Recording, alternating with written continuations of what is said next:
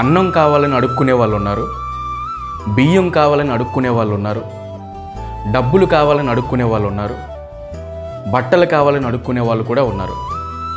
కానీ కొంతమంది విచిత్రంగా ప్రేమించమని అడుక్కునే వాళ్ళు కూడా ఉన్నారు.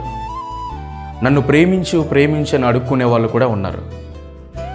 ప్రేమించమని ఎవరిని అడుక్కుంటున్నారంటే, నిజమైన ప్రేమ అంటే ఏంటో తెలియని ఒక మనిషి దగ్గరికి వెళ్ళి నన్ను ప్రేమించు అని అడుక్కుంటున్నారు.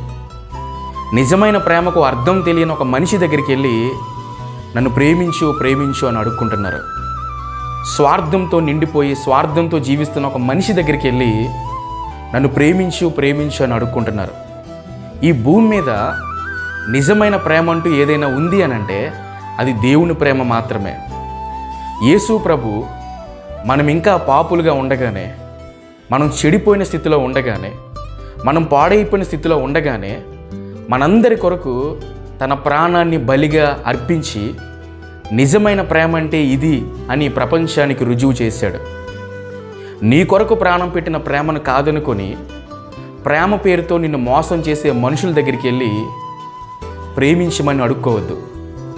నీ కొరకు ప్రాణం పెట్టిన ప్రేమను కాదనుకొని ప్రేమ పేరుతో నీ హృదయాన్ని గాయపరిచే మనుషుల దగ్గరికి వెళ్ళి ప్రేమించమని అడుక్కోవద్దు.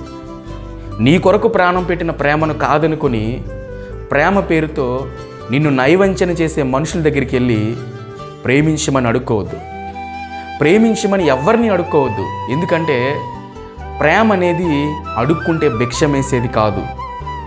ప్రేమ అనేది అడుక్కుంటే ధర్మం చేసేది కాదు.